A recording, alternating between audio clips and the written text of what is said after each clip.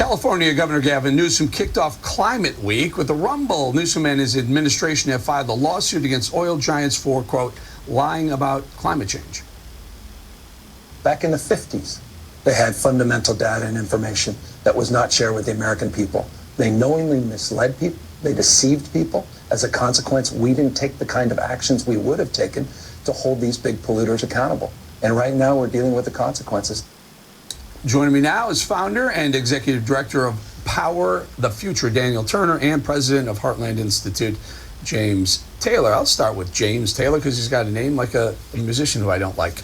James, Newsom, who, by the way, I just texted, he said he was going to come on the show. I said, can you do it before the polar ice caps melt? And he said, ha, ha, ha, they're melting fast. I still can't get him on the show.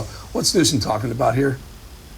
Well, he should be suing himself, actually. So Gavin Newsom says, oh, if we'd known about this, they hid it from us. If we knew about climate change, we'd take different steps. We'd be prepared. Listen, he's suing. The main basis for his lawsuit is wildfires. NASA satellites have documented that wildfires globally are declining dramatically.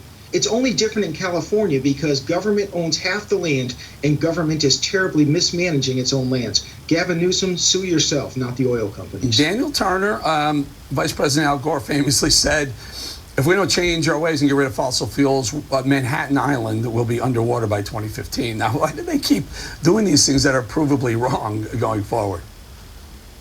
Yeah, well, if Manhattan were underwater, maybe they wouldn't be having this UN General Assembly where they're all demanding more climate change action. So it's funny that Gavin Newsom brings up the 50s as saying this was the starting point, because in the 70s when I was born, it was global cooling, and we were told the impending ice age was going to kill us. We were told the Maldives would be underwater by the year 2000. So we've heard these fantastical apocalyptic predictions for my entire lifetime, and I'm 50. And so, yeah, Gavin Newsom, he's just really trying to draw headlines to himself and his political ambitions. This is all just a load of nonsense. Real quick, I mean, there's no standing for a lawsuit to sue oil companies for producing a product that the whole globe uses. Is there? Quick thoughts on both? James? Well, this is a political stunt, but the stunt should backfire because not only is he wrong about, say, for example, wildfires, but we also know that because of more atmospheric carbon dioxide caused by fossil fuels, we are seeing a dramatic increase in plant growth throughout the country. And California is the nation's largest agricultural state.